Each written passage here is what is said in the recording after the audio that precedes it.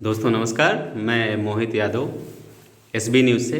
आज हमारे बीच भारतीय राष्ट्रीय पार्टी के राष्ट्रीय अध्यक्ष मंडल चीफ माननीय आरपी मौर्य जी मौजूद हैं और मैं इनसे कुछ सवाल करना चाहूँगा।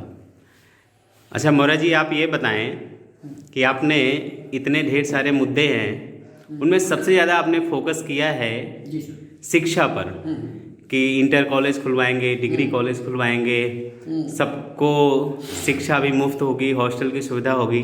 तो ऐसा क्यों किया आपने? एक्चुअली अगर मैं सबसे पहले तो चैनल के सभी दर्शकों को मेरा सदर नमोद है। जय भारत, जय संविधान। और अभी जो आपने प्रश्न किया कि शिक्षा, एजुकेशन, बाबा साहब भीमराव अंबेडकर को अगर हम याद करें तो बाबा साहब भीमराव अंबेडकर ने कोटेशन एक दिया है कि शिक्षा उस शेरनी का दूध है जो पिएगा वो गुर्राएगा।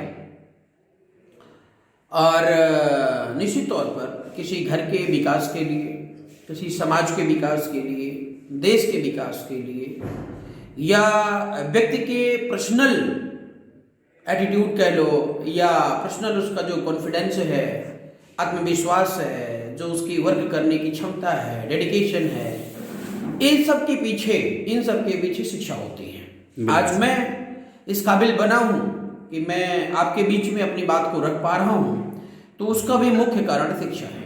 और हमारे पिताजी ने घर में रोटी भले ना रही हो, बदन पे कपड़े भले ना रहे हो, लेकिन हमारे घर परिवार वालों ने शिक्षा को सबसे ज्यादा प्राथमिकता दी है और आज इस लायक हम बन पाए हैं। और ये मेरा सौभाग्य है और अपने माता पिता को मैं क्या है शुक्रिया तो अदा करके काम नहीं चलेगा, कर्ज भी उतार नहीं सकता हूँ, लेकिन कोटि कोटि नमन करता हूँ इसके लिए, उन्होंने पढ़ा के इस काबिल बनाया। और रही बात बदायूं की, तो पूरे हमने उत्तर प्रदेश का सर्वे किया।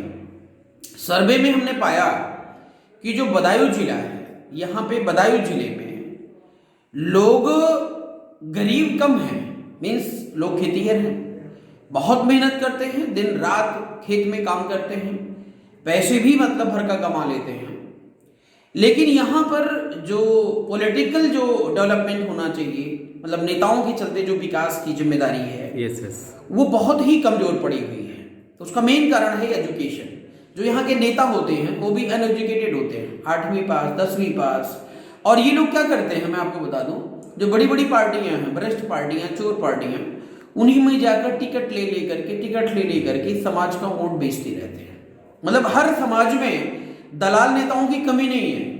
और अभी तक उनको ये नहीं पता, नेताओं को नहीं पता, मैं बता दूं कि एक FIR कैसे लिखी जाती है। एक जो किसी का अगर हत्या हो जाए, मर्डर हो जाए, तो कौन सा एक्ट लगता है, कौन सा नियम बनता है, कौन सा कानून बनता है, किसको राहत देने का क्या प्रावधान होना चाहिए, ये यहाँ के नेताओं को नहीं पता है।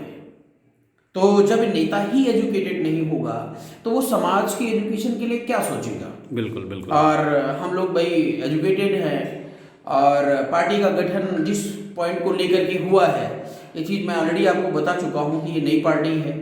और हमारा जो उद्देश्य है ये यहाँ पर देश के अंदर नेताओं की झड़ी लगा देना और अच्छे और ईमानदार नेताओं की झड़ी लगा देना, क्योंकि देश से अगर भ्रष्टाचार खत्म करना है, हर व्यक्ति का स्वाभिमान और अधिकार दिलाना है, हर बच्चे का जागरूक होना बहुत जरूरी है।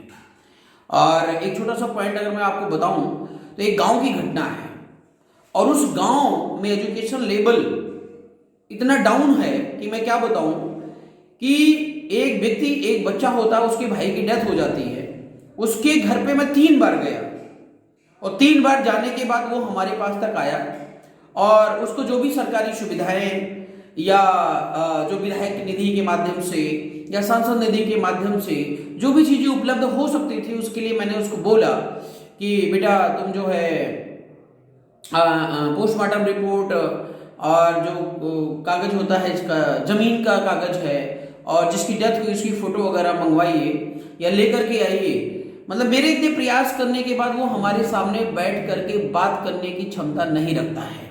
वो बैठता है, बात करता है तो मुंह पीछे करके बैठता है, मतलब उसको मेरे से बात करने में शर्म आ रही है, डर लग रहा है कि पता नहीं मैं किससे बात कर रहा हूँ। और साथ ही मैं आपको बताऊं कि हमारा जो तौर तरीका है, हम इतने इजी नहीं हैं, हम इतने इजी नहीं है जितने दिख रहे हैं। लेकिन क्या होता है कि जब किसी मतलब जैसे प्राइमरी पाठशाला के बच्चों को पढ़ाना है तो प्राइमरी जैसा बनना पड़ता है, बिल्कुल, और तभी वो हमारी बात को समझ पाते हैं। इसलिए हमारा तो फोन 24 घंटे ऑन रहता है, और ये बहुत पहले से हमारा नियम कानून है कि कभी भी हम किसी के फोन को इग्नोर नहीं करते। जब भी आप में से किसी का फोन आता है ना, तो हम बड़े प्यार से उसको इसलिए उठाते हैं कि पता नहीं किस उम्मीद से कोई भाई हमारे पास फोन कर रहा है, पता नहीं उसकी कौन सी जरूरत है। अगर हम थोड़ा हार्डली पेश आते हैं तो वो हमसे डपट के बात नहीं कर पाएगा, हमसे दबा करके बात नहीं कर पाएगा, वो फोन काट देता है। तो इसलिए बदायूं की जो जनता है वो बहुत डरी और सहमी रहती है, नेताओं के चलते, भ्रष्ट नेताओं के चलते और प्रशासन के चलते। प्रशासन भी उसके साथ बड़ा मतलब रूड व्यवहार करता है, अभद्र व्यवहार करता है। तो कहीं ना कहीं वो अपने अधिकारों से वंचित है। और मुझे पूर्ण विश्वास है कि इस बार आप जो मौका देने जा रहे हैं, और उस मौके के बाद बीआरपी भारतीय राष्ट्रीय पार्टी बड़ी बखूबी से अपनी जिम्मेदारियों को निभाएगी, और पूरे के पूरे बिलसी वालों को एक परिवार जैसा माहौल देने का संकल्प हमारा है। आपको ये आभास नहीं होगा कि मेरा कोई भाई और मेरी कोई बहन नहीं है, मतलब कि आपको एक घर जैसा इन्वायरमेंट मिलेगा। चलो, हाँ मौर्य जी, एक छोटा सा सवाल और है कि आपने बताया कि दलाल प्रत्याशी या जो भी लोग दूसरी पार्टियों से टिकट लेते हैं, आप उनको दलाल या गुलाम बता रहे हैं। तो इस तरह तो देश की जितनी भी पार्टियां हैं सब एक समान ही है, तो इसके बारे में आप क्या कहना चाहेंगे? दलाल का मेरा मतलब ये है कि जैसे मैं बिना किसी शर्त के किसी की बात मान लेता हूँ। अच्छा, समझ रहे हैं ना? राइट। आपने मुझसे कहा कि ये मेरा नियम कानून है और मेरे आपके ही हित में है, और मैं मतलब बिना किसी शर्त के स्वीकार कर लिया। जैसे मैं मान लो कि अभी सपा में चला जाता हूं, बिना जांचे परखे हमने, हाँ, बिना जांचे परखे चले गए। तो सपा वालों ने कहा यहां से लड़ जाओ, वहां से लड़ गए। सपा वालों ने कहा ये करना, ये कर दिया। सपा वालों ने कहा कि एक मौर्य की हत्या करनी है और तुम उसमें जो है प्रूफ को बचा लो, मतलब वो पकड़ जा रहा नहीं, मतलब नहीं उसको अरेस्ट करवाना है।